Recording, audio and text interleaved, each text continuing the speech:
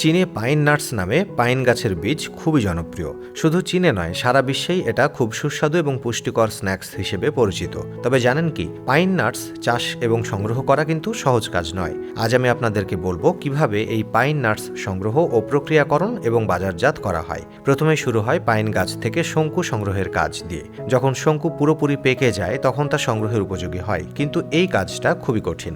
গভীর বনে গিয়ে চাষিদের উঁচু উঁচু পাইন গাছে উঠতে হয় শঙ্কু কাটার জন্য। শঙ্কুগুলো সংগ্রহ করা সত্যি একটা ঝুঁকিপূর্ণ কাজ। একবার শঙ্কু সংগ্রহ করা হয়ে গেলে সেগুলো কারখানায় নিয়ে যাওয়া হয়। কারখানায় এসে শুরু হয় শঙ্কুর ভেতর থেকে বীজ আলাদা করার কাজ। আগে এই কাজে হাত দিয়ে করা হতো এবং যা অনেক সময় নিত, কিন্তু এখন আধুনিক মেশিন ব্যবহার করা হয়।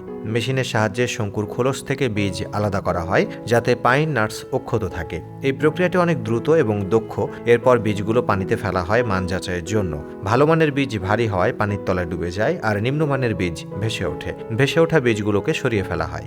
এই পদ্ধতির মাধ্যমে নিশ্চিত করা হয় যে কেবলমাত্র উচ্চমানের পাইন নাটস প্রক্রিয়াকরণের জন্য ব্যবহার হবে। পরবর্তী ধাপে বীজগুলো শুকানো হয়। শুকানোর কাজ কখনো রোদে করা হয়, আবার কখনো কারখানার মেশিনে। সঠিকভাবে শুকানোর ফলে বীজগুলো মচমচে হয় এবং দীর্ঘদিন ভালো থাকে।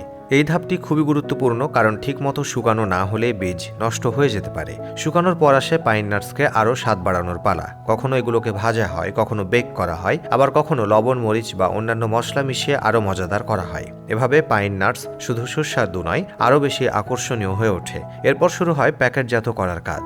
প্রতিটি পাইন নাটস খুব যত্ন সহকারে প্যাকেজিং করা হয় যাতে সেগুলো দীর্ঘ সময় সতেজ থাকে। একবার প্যাকেটজাত করা হয়ে গেলে এগুলো স্থানীয় বাজারে বিক্রয়ের জন্য এবং আন্তর্জাতিক বাজারে রপ্তানির জন্য পাঠানো হয়। পাইন নাটস শুধুমাত্র স্ন্যাক্স নয়, এটি পুষ্টিতেও ভরপুর।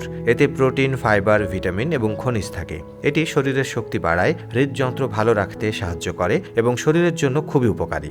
চীনে পাইন নাটস শুধু স্ন্যাক্স হিসেবে নয়, রান্নার উপকরণ হিসেবেও ব্যবহৃত হয়। সালাদ, পেস্ট্রি, কেক বা মিষ্টান্ন সবকিছুতেই এটি ব্যবহার করা হয়। এর স্বাদ খাবারে এক নতুন মাত্রা যোগ করে। চীনের এই পাইন নাটস চাষ এবং প্রক্রিয়াকরণের পদ্ধতি শুধু খাদ্যের মান বাড়ায় না, বরং স্থানীয় অর্থনীতিতেও বড় ভূমিকা রাখে।